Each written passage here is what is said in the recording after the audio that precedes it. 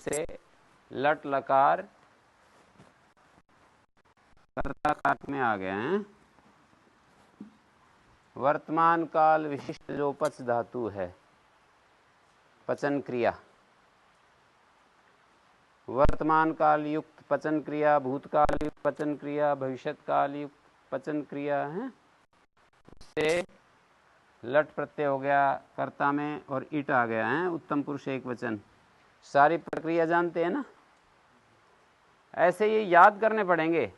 लकारोत्पत्ति लकार नियम, अष्टादश प्रत्योत्पत्ति, पद विभाग पद नियम, पुरुष विभाग पुरुष नियम, वचन विभाग वचन नियम, और इस क्रम से फिर बोल सकते हो सूत्रों को। मैंने कहा लकारोत्पत्ति लकार नियम, अष्टादश प्रत्योत्पत्ति। सबसे पहले लकार लाते हैं, लकार का नियम करते हैं, ला कर्मणि च भावे चा कर्म के भी। उसके बाद 18 प्रत्यय उत्पन्न करते हैं। अष्टादश प्रत्योत्पत्ति, पद विभाग पद नियम, पुरुष विभाग पुरुष नियम, वचन विभाग वचन नियम। फिर इस क्रम से आप बोलते चले जाओ। जैसे लकार नियम करने वाला सूत्र ला कर्मणि च भावे, अष्टादश प्रत्योत्पत्ति तिप्तस जी हैं, और ला परस्मैतंगनावतन पद विभाग पद नियम, शेषात् कर्तृ परस्मैपदम या अनुदात्तंगिता आत्मनेपदम, स्वरतंहिता कोई भी, स्वरतंहिता कर्तृप्राय क्रियाफले, हाँ, शेषात् कर्तृ परस्मैपदम, जो भी। पद विभाग पद नियम के बाद पुरुष विभाग, तिंगस त्रीणि त्रीणि प्रथम मध्यमोत्तमा, पुरुष विभाग के बाद पुरुष नियम। तो यहाँ जैसे अस्मद्युत्तमा आएगा, यहाँ पर अस्मद उपपद हो, लकार वाच्य कारक और अस्मद का कारक एक ही हो, युष्मद उपपदे समानाधिकरण है।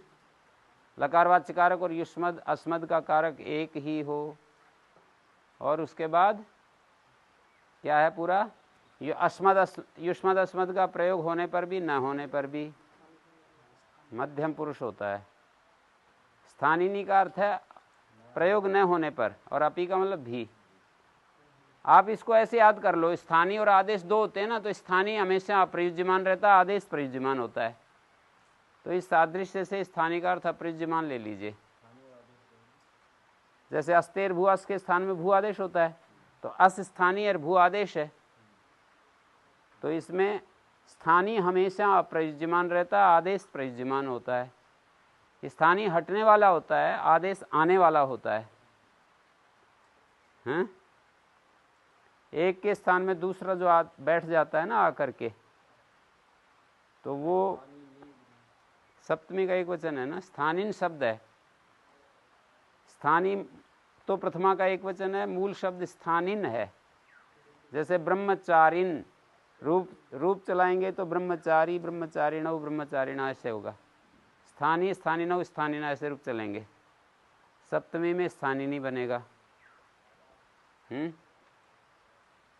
तो स्थानीय और आदेश दो होते हैं ना, तो जो आदेश होता है वो प्रयुज्यमान होता है और स्थानीय अप्रयुज्यमान होता है। स्थानीय हटने वाला होता है, आदेश ठहरने वाला होता है। तो स्थानीय अपी का मतलब ये हो गया, अप्रयुज्य माने, और अपी मानी भी, प्रयुज्य माने, युष्मद के प्रयोग होने पर भी न होने पर भी। यहाँ शेषे प्रथमा में उपपदे की अनुवृत्ति नहीं ला रहे, शेष विषय में बस इतना ही कह रहे हैं। शेष उपपद रहते ऐसा नहीं कह रहे, शेष विषय में शेष के प्रयुज्यमान अप्रयुज्यमान वो तो कह रहे हैं। शेष हमारे पास हो ही जरूरी नहीं। जैसे युष्मद का होना जरूरी है, अस्मद का होना जरूरी है, पर शेष की उपस्थिति आवश्यक नहीं है। उसका उदाहरण क्या बनेगा, त्वम च देवदत्तश्च पचथ। यहाँ त्वम युष्मद उपपद है और देवदत्त ये शेष में आता है, लेकिन शेष तो वो बने जब युष्मद अस्मद से भिन्न हो। यहाँ तो युष्मद के साथ, यहाँ पर अन्य के सद्भाव में यदि अन्य की प्राप्ति है तो हो जाएगी। जैसे युष्मद और स, युष्मद के आश्रित तो मध्यम पुरुष होना चाहिए। जब हम ये वाक्य बोलते हैं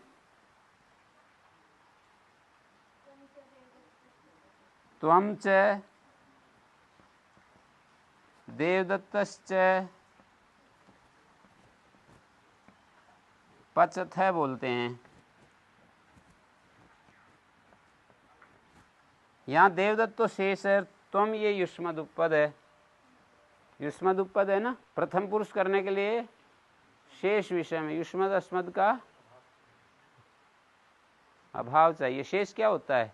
युष्मद अस्मद से अतिरिक्त जो होगा वो शेष होगा। अलग अलग सूत्रों में शेष की अलग अलग व्याख्या होगी। जैसे शेषोघ्य सखी है, वहाँ पर जो शेष शब्द की व्याख्या अलग है। शेषे बहुब्री, शेषो बहुब्री, वहाँ शेष की व्याख्या अलग है। और शेषे प्रथमा में अलग है, षष्ठी शेषे में अलग है, शेषे विभाषा अलग है। शेषे विभाषा, दो शेषे विभाषा हैं 8वें अध्याय के पहले पाद में, दोनों में अलग अलग शेष है। शेष शब्द तो एक ही है, शेष। तो ये अलग अलग अर्थ कैसे हो जाते हैं, कहीं कुछ कहीं कुछ। शेष का अर्थ होता है जिसका पहले जो उपयोग हुआ है उससे जो बच गया, उससे संबंधित बचे हुए को शेष कहते हैं। तो यहाँ युष्मद अस्मद से बचा हुआ शेष लिया जाएगा। शेषो घसखी सूत्र में दीर्घ इकारांत उकारांत की बात चल रही थी, स्त्रीलिंग वाले शब्दों की बात चल रही थी। तो बोले जो ह्रस्व इकारांत उकारांत शब्द स्त्रीलिंग के नहीं हैं वो शेष बन जाएगा। ह्रस्व इकारांत उकारांत, दीर्घ की बजाय ह्रस्व हो जाएगा और स्त्रीलिंग के बजाय पुल्लिंग नपुंसकलिंग हो जाएगा। और स्त्रीलिंग में भी वहाँ ऊपर वाले सूत्र में गीति रस्वश्च में स्त्रीलिंग ह्रस्व इकारांत उकारांत शब्दों की नदी संज्ञा कही है गिंत प्रत्यय में। तो फिर ये हो जाएगा स्त्रीलिंग विकल्प से कही है, तो इसमें शेष क्या बचेगा? जो ह्रस्व इकारांत उकारांत स्त्रीलिंग का शब्द यदि है तो जिसकी पक्ष में नदी संज्ञा नहीं है, मतलब दो वहाँ शेष शब्द के अर्थ होंगे, क्योंकि प्रसंग थोड़ा लंबा चौड़ा है वहाँ। दीर्घ इकारांत उकारांत स्त्रीलिंग की अपेक्षा से देखोगे तो ह्रस्व इकारांत उकारांत जो स्त्रीलिंग के शब्द नहीं हैं, और ह्रस्व इकारांत उकारांत स्त्रीलिंग के शब्दों की अपेक्षा देखोगे तो स्त्रीलिंग शब्द यदि ह्रस्व इकारांत उकारांत है तो पक्ष में जिनकी नदी संज्ञा नहीं है, नदी संज्ञा से जो बच गए हैं। शेषो बहुब्री में देखेंगे तो वहाँ पर जिस त्रिक का समास नहीं कहा है, त्रिक का मतलब जिस त्रिक का समास नहीं कहा है, त्रिक क्या है भाई? आप बताओ, आप बताओ, आप बताओ। त्रिक होते हैं ना ये, सुऔज से एक त्रिक है, अमौट्स से एक त्रिक है, ताभ्याम भी से एक त्रिक है, गसीभ्याम व्यस्गो साम गियो सुप, एक एक त्रिक है। तो जिस त्रिक का समास नहीं कहा है वो शेष है। कौन सा त्रिक का नहीं कहा है? जैसे द्वितीय श्रितातीत पतित गतात्यस्त प्रापन्न से द्वितीय त्रिक का समास कह दिया, तृतीया तत्कृतार्थीन गुणवचन तृतीया त्रिक का समास कह दिया, चतुर्थी तदर्थार्थ बलित सुख रक्षित चतुर्थी त्रिक का समास कह दिया, पंचमी बहन पंचमी का षष्ठी सूत्र से षष्ठी त्रिक का समास कह दिया है। तो प्रथमा त्रिक बच गया, सुऔजस जो प्रथमा त्रिक है, तो उस त्रिक से प्रथमा त्रिक से जो बचा हुआ है वो वहाँ पर ले लिया जाता है। शेषात कर्तृपरस्मै पदम में शेषात शब्द से जो आत्मपद का निमित्त से हीन धातु है वो शेष शब्द से लिया जाएगा। पूरा प्रकरण है ना, अनुदात्त किंत आत्मपदम से लेकर के और यहाँ तक शेषात कर्तृपरस्मै पदम से पहले पहले पूरा एक प्रकरण है। तो उस पूरे प्रकरण में आत्मपद के निमित्त से ऊपर जो कहा है वो आत्मपद के निमित्त से, आत्मपद का निमित्त लेकर के धातु से, मतलब आत्मपद का विधान किया गया है कुछ निमित्त लेकर के, किन्हीं किन्हीं निमित्तों को पकड़ करके आत्मपद का विधान किया है। जैसे स्वरितेत निमित्त को लेकर क्रियाफल कर्ता को मिले तो आत्मपद कह दिया, इत निमित्त को लेकर क्रियाफल कर्ता को मिले आत्मपद कह दिया, अनुदात्तेत निमित्त को पकड़ करके आत्मपद कह दिया, गिंत निमित्त को पकड़ कर आत्मपद कह दिया, भाव कर्मणों भाव और कर्म इस निमित्त को पकड़ करके इन अर्थों को लेकर, कहीं धातु कहीं निमित्त धातुगत देख लिया, कहीं अर्थगत देख लिया, उपसर्गों को भी बना लिया है कहीं, जैसे विपराभ्याम जे विपरा, इस निमित्त को पकड़ करके जी धातु से आत्मपद कह दिया, तो विपरा निमित्त से जो शेष है, हैं? समझ में आ रहा? विजयते पराजयते, विपरा इस निमित्त को लेकर के जी धातु से आत्मपद कहा, विजयते पराजयते। भाव कर्मणों, भाव अर्थ और कर्म अर्थ को लेकर के आत्मपद कहा, तो भाव और कर्म ये निमित्त बन गए आत्मपद के। अनुदात्ते धातु से जैसे एधते, एध धातु में जो ध है वो अनुदात्त संज्ञक है, और गित जैसे शींग धातु है, शेते शयाते शेरते, पूर्वोक्त की अपेक्षा से शेष होगा, पूर्व संबद्ध से जो बच गया है वो शेष होगा। हाँ, यहाँ पर युष्मद अस्मद का प्रकरण चल रहा है, युष्मद अस्मद से अतिरिक्त जो है वो देवदत्त जैसे है, पर यहाँ उपपद की अपेक्षा नहीं है। शेष विषय में आत्मपद होता है, जहाँ युष्मद अस्मद का अभाव है उस विषय में आत्मपद होता है। अन्य का यदि सद्भाव है, अन्य यदि उपपद है, तो उस उपपद के आश्रित ही हो जाएगा। एक तो अभाव होता है, एक सद्भाव होता है, तो शेष के सद्भाव की को लेकर के विधान नहीं किया जा रहा है। यहाँ पर शेष तो ये है और ये युष्मद है, दो है ना, युष्मद का त्वम रूप है, तो ये युष्मद उपपद समानाधिकरण स्थानीय युष्मद उपपद कहलाएगा, और यदि वहाँ उपपद लाते तो देवदत्त उपपद भी हो गया। तो फिर विप्रतिषेधे परम कार्यम, फिर इसके उपपद होने से प्रथम पुरुष ही होना चाहिए था, पर यहाँ प्रथम पुरुष नहीं हो रहा ना, मध्यम पुरुष हो रहा है। क्यों? क्योंकि शेष का अभाव विषय में होता है। प्रथम पुरुष वहाँ होगा जहाँ युष्मद अस्मद का अभाव मिलेगा, हैं? अन्य का सद्भाव यदि है तो तदाश्रित कार्य हो जाएगा। युष्मद अस्मद का अभाव, केवल देवदत्ता पठती कहेंगे ना, तो युष्मद अस्मद का अभाव है। देखो, युष्मद को लेकर के मध्यम कह दिया, अस्मद को लेकर उत्तम कह लिया, और फिर कहा कि शेष विषय में प्रथम पुरुष होता है। जहाँ पर युष्मद अस्मद का, जैसे मान लीजिए युष्मद का सद्भाव है, तो वहाँ पर ये शेष परिभाषा में नहीं लिया जाएगा। युष्मद जहाँ और अस्मद की गंध जहाँ आ गई उसके वाक्य में, तो वो शेष से गृहीत नहीं करेंगे, शेष शब्द से उसको नहीं पकड़ेंगे। यहाँ जैसे शेष है, शेष में युष्मद भी साथ में है ना, अस्मद इसमें आ जाए तो क्या होगा? युष्मद के साथ अस्मद आ जाए शेष के स्थान पर, तब क्या होगा? त्वम च अहम च जी, पचावे।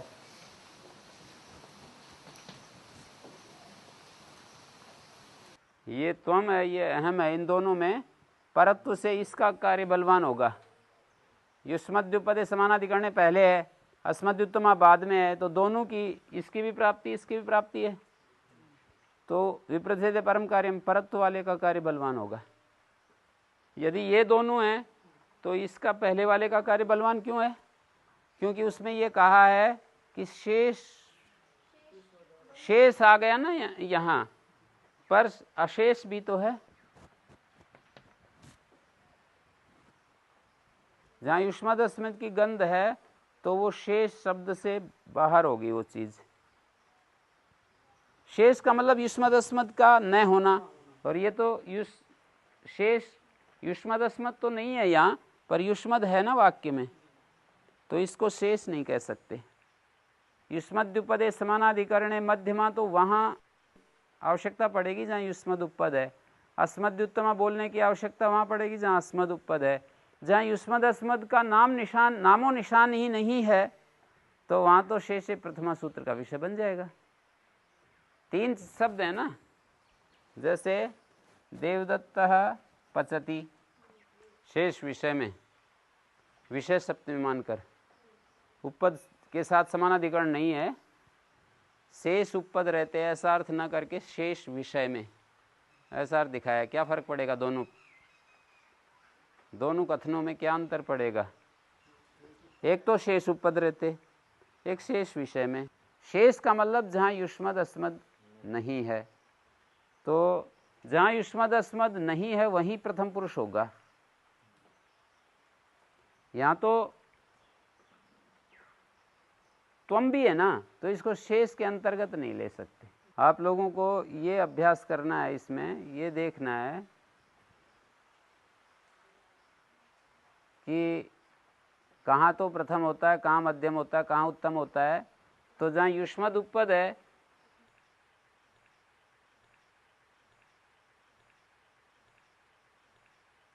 जैसे यहाँ तो कोई आपत्ति नहीं है आप लोगों को, त्वम पचसी, त्वम पचसी में कोई दिक्कत नहीं है, अहम पचामी में भी कोई दिक्कत नहीं है।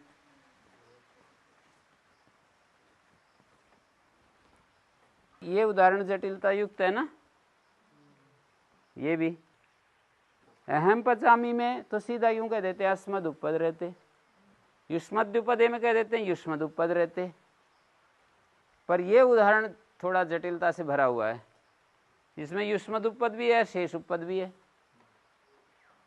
अस्मद उपपद भी है, शेष उपपद भी है। तो क्या करें? वैसे मैं तो ऐसे समझा था कि भाई शेष उपपद वहाँ बनेगा जहाँ युष्मद बिल्कुल नहीं है, तो ये शेष उपपद वाला उदाहरण बनेगा ही नहीं। ठीक है, युष्मद का प्रयोग हो रहा है इसलिए शेष में नहीं आएगा। और ऐसे ही अहम जब आ जाएगा,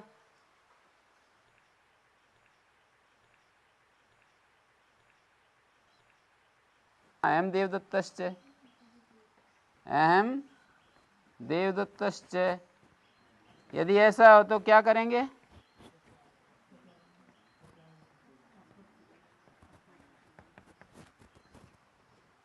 अहम भी है और देवदत्त भी है, क्या करोगे? शेष नहीं है। शेष तब हो जब युष्मद अस्मद नहीं है। वाक्य में यदि युष्मद अस्मद आ गया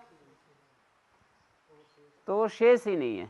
देवदत्त पहले कर दो तो भी यही होगा, देवदत्तश्च अहम च पचाव, देवदत्तश्च त्वम च पचत है।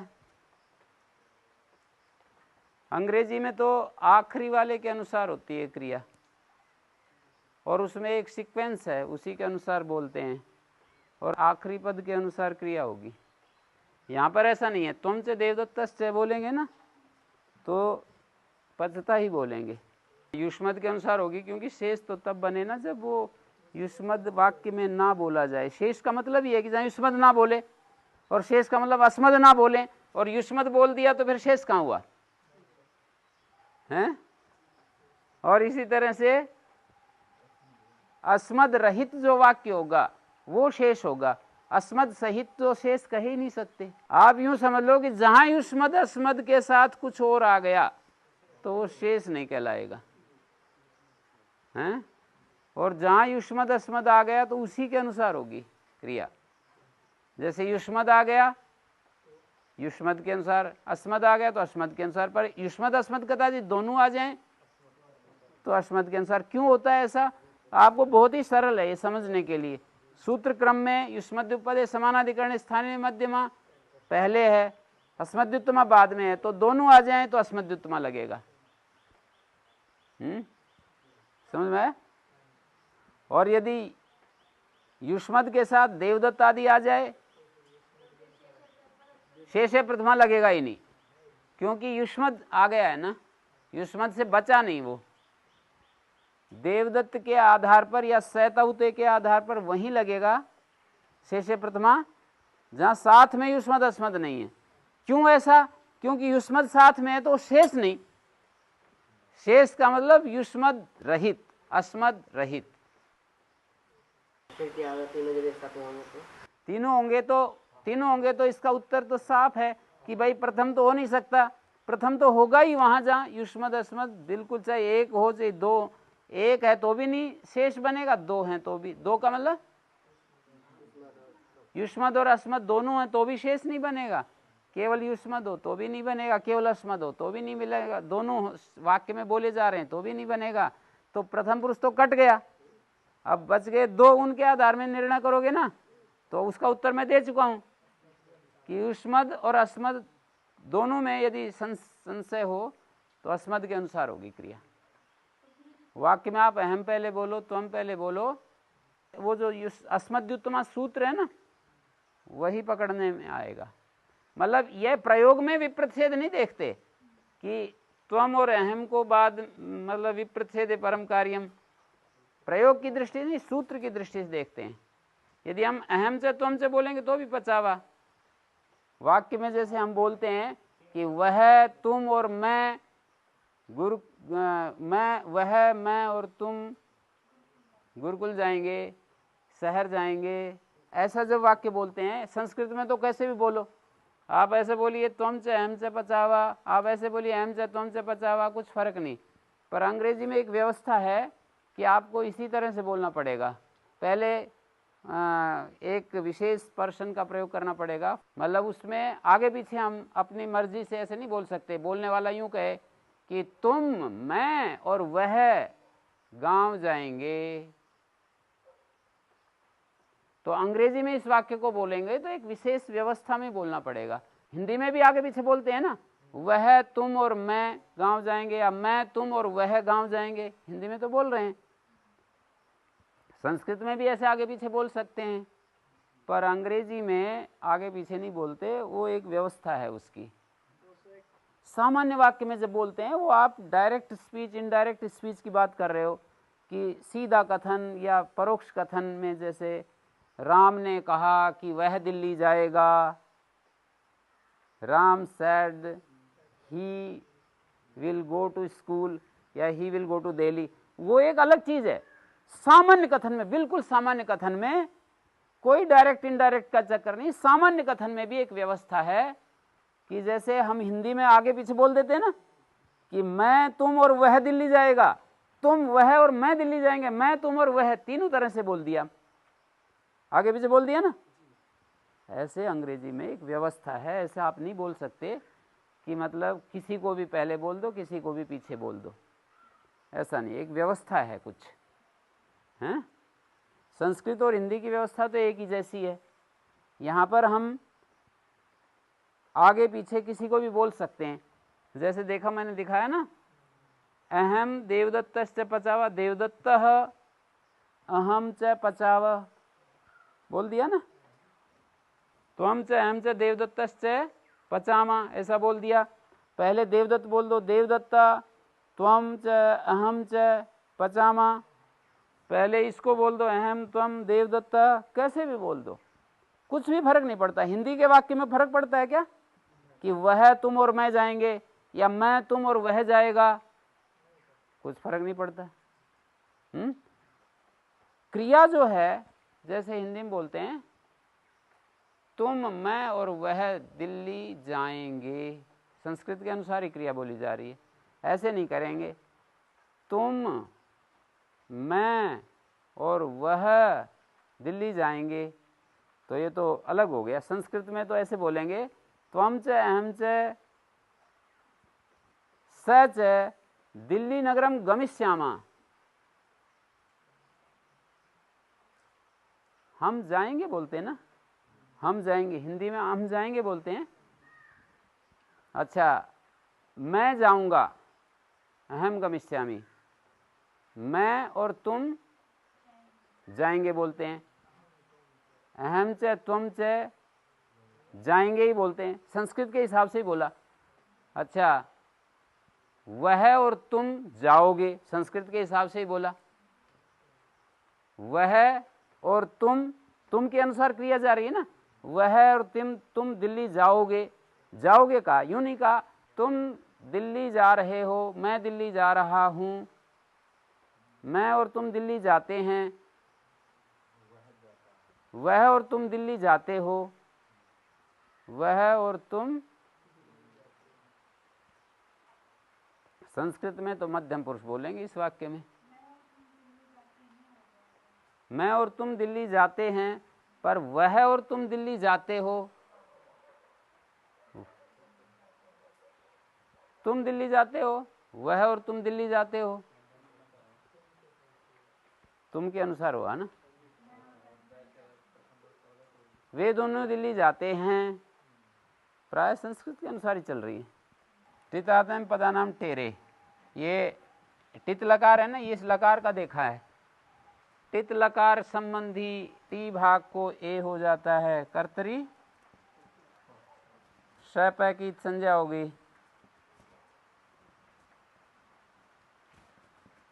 इन दोनों को क्या क्या कार्य प्राप्त है यहाँ? सबसे पहले आदगुणा प्राप्त है, वृद्धिरेचि प्राप्त है। आदगुणा को बाद कर वृद्धिरेचि होना चाहिए, वृद्धिरेचि को बाद कर अतोगुणे, तो ए हो गया। ए फिर इसमें मिला दो, बाद ना समझते हो, उस नियम को इसने बाध लिया, रुकावट डाल दी। इसने कहा कि मेरे को मौका नहीं मिला है, मैं काम करूंगा। आपको तो दूसरी जगह मौका मिल चुका है, हैं? बाद ना यही होता है कि उसको काम करने के लिए मौका मिल चुका, इसको मिला नहीं है, तो उसने कहा कि मैं काम करूंगा। वृद्धिरेचि भी कह रहा है कि मैं करूंगा, अतोगुण ने कहा कि आपको भी बहुत जगह काम करने के लिए मौका मिल चुका है, मैं करूंगा। जैसे आदगुणा ने कहा कि मैं काम करूंगा, गुण करूंगा। वृद्धिरेचि बोला नहीं भाई, तेरे को तो कई जगह काम करने के लिए मिल गया मौका, मैं करूंगा, करने लगा। अतोगुण आया, बोला नहीं नहीं, आपको भी बहुत जगह काम करने के लिए मौका मिल गया। बहुत कहाँ, जैसे उत्तम ऐश्वर्य, उत्तम जमा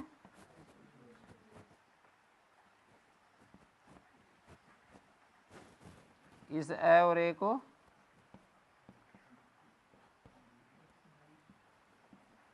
ए को ही देखना है, तो जैसे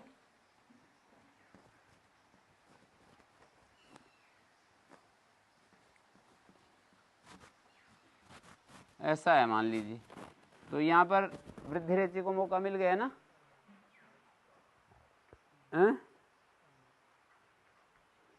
कहाँ पर मौका मिल रहा है उसको, कहाँ तो गुणे, बिल्कुल ऐसी परिस्थिति तो यहाँ पर है, पच जमा ए।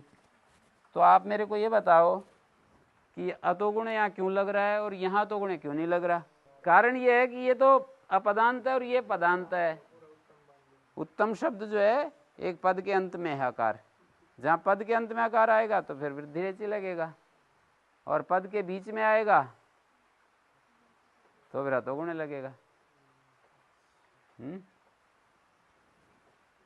तो अपदांत स्थल में अतोगुणे अपना काम करेगा, पदांत स्थल में वृद्धिरेचि काम करेगा। विषय विभाग हो गया।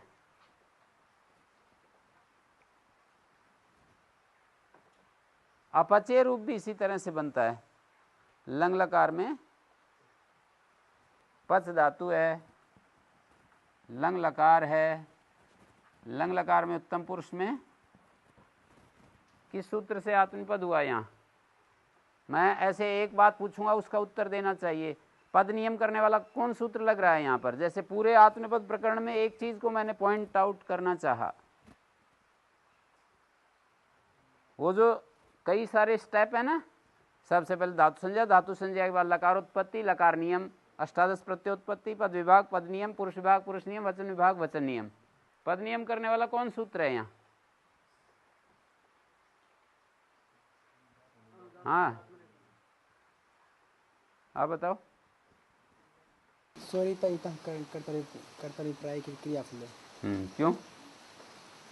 क्योंकि आत्मने पद से ईट ले रहे हैं और कर्ता जो है फल उसी को मिल रहा है। किसको? इसे ईट, इसे तो हम पचे बना रहे हैं ना, तो मैं पचा भी मैं रहा हूँ और वो अपने प्रयोजन से बना रहा हूँ। पर मैं दूसरे के प्रयोजन से भी तो पका सकता हूँ। मैं पका सकता हूँ जैसे पाचक पका रहे हैं हमारे प्रयोजन से।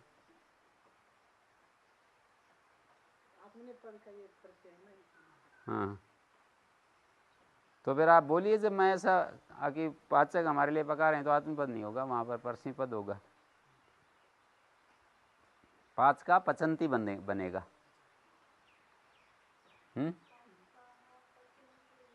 पचंते नहीं बोलेंगे, पचंती पचंता पचंती, पचती पचता पचंती। तो यहाँ पर जो है आत्मनेपद, परस्मैपद ये अनवर्थ संज्ञाएं हैं। अनवर्थ संज्ञा मानी अर्थ भी उसी में है। आत्मनेपद, अपने लिए जिस पद का प्रयोग किया जाए। परस्मयी पद, परस्मयी मानी दूसरे के लिए जिस पद का प्रयोग किया जाए। जब अन्य को मिले तब इससे थोड़ी होता है, तब तो शेषात उस निमित्त से हीन हो गई ना धातु। क्रियाफल कर्ता को मिले इस निमित्त से रहित हो गई धातु, तो इसलिए फिर शेषात कर्तृपरस्मैपदम होगा। स्वरित इत, स्वरित और ये और इत तीन शब्द हैं। तो ये जो है इत इसमें मिला दिया, पर समास है, इसलिए इस इत का संबंध केवल इसी से नहीं है, इसके साथ भी है। तीन शब्द हैं, स्वरित, ये और इत, पर समास हो रहा है यहाँ इत का इन दोनों के साथ, इसलिए इन दोनों के साथ उसका संबंध है। केवल निकट जो यह है उसी के साथ संबंध नहीं है, दूर के साथ भी है। पहले द्वंद्व है, फिर बहुव्रीहि है, इस कारण से वो दोनों से जुड़ गया। स्वरित और ये इत है जिसका, जिस धातु का, अर्थात स्वरित है ऐसी धातु या ये इत है जिसका ऐसी धातु। बिल्कुल यही प्रक्रिया अनुदात्त किंत आत्मनेपदम में भी दोहराई गई है। अनुदात्त गय और इत हैं, टकितों में भी यही प्रक्रिया दोहराई गई है। ट और क इत है जिसका, भूआदि धातुओं में भी यही प्रक्रिया दोहराई गई है। भू और वा आदि में जिसके, बहुत सारे हैं ऐसे। तुल्यास प्रयत्नम सवर्णम में पहले द्वंद्व और फिर बहुव्रीहि। तुल्य शब्द आश्य और प्रयत्न तुल्य हैं जिसके, तो आश्य प्रयत्न दोनों के साथ तुल्य जुड़ रहा है। तुल्य आश्य और तुल्य प्रयत्न, ये अर्थ निकलेगा।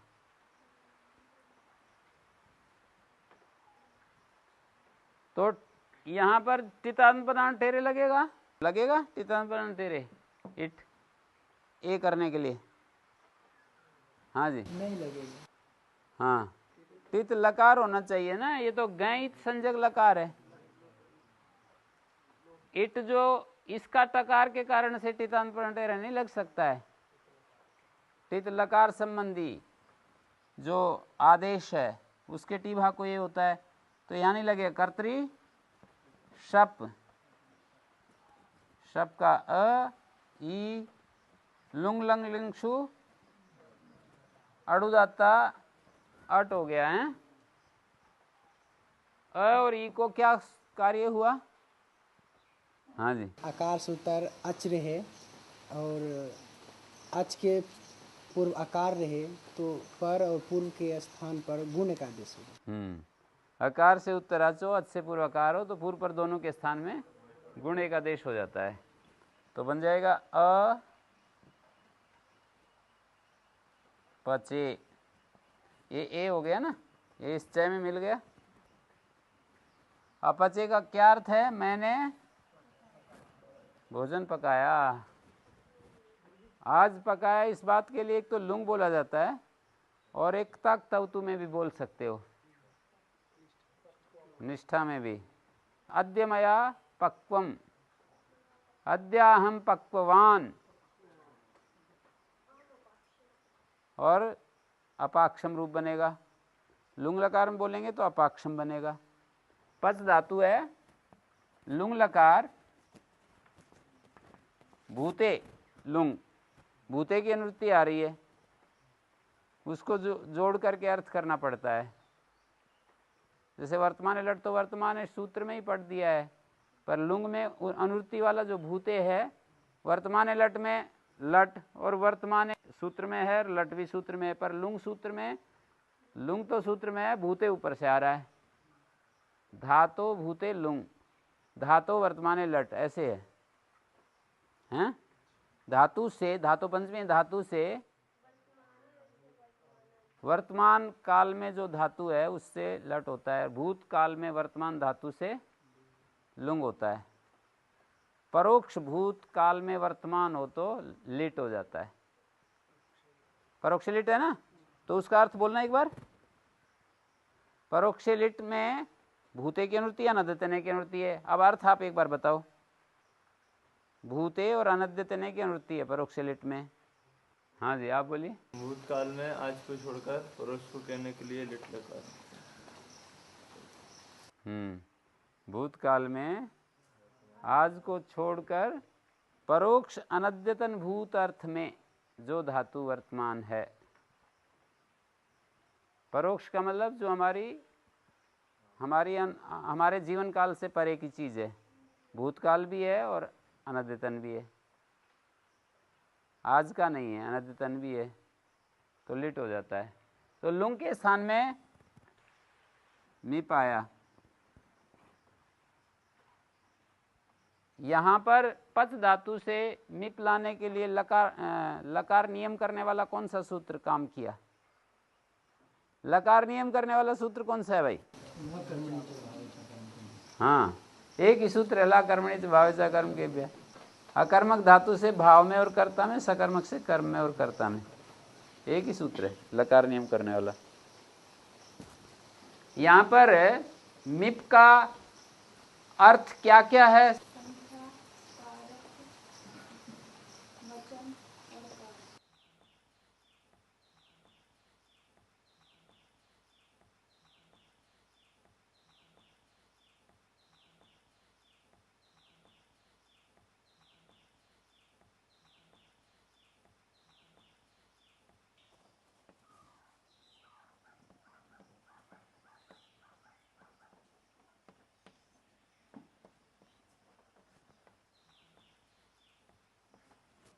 इसको याद कर लो। सुपाम कर्मादयोप्यर्था संख्या चैव तथा तिंगाम। सुपाम षष्ठी का बहुवचन है और तिंगाम भी षष्ठी का बहुवचन है। सुपाम का क्या अर्थ है? सुअवजस अमोट्सस ऐसे बोल दो ना खोल करके। सुपू का तो ठीक है, पर आप ऐसे बोलना चाहिए कि सुअवजस अमोट्सष्टाभ्याम भी ये जो 21 प्रत्यय इनका। और तिंगाम का क्या अर्थ हुआ? तिप्तस जी आदि 18 प्रत्ययों का, ये अर्थ है। कर्मादि अर्थ हैं और संख्यार्थ है। कर्मादि का मतलब कर्म, करण, संप्रदान, अपादान, अधिकरण, कर्ता आदि जो कारक होते हैं। सुपू के तो 6 कारक तथा संबोधन, संबंध, और तिंगों के संख्या तथा कर्मादि। कर्मादि से कर्ता कर्म भाव ले लेंगे। जो तिंग प्रत्यय होते हैं ना, उनका क्या क्या अर्थ होता है? कर्मादि शब्द से आदि शब्द से क्या क्या लोग हैं? कर्म, कर्ता और भाव, और संख्या से एकत्व द्वित्व बहुत्व है। और सुपू के संदर्भ में देखेंगे तो कर्मादि शब्द से क्या लोग हैं? सारे ही आ जाएंगे कर्मादि शब्द से।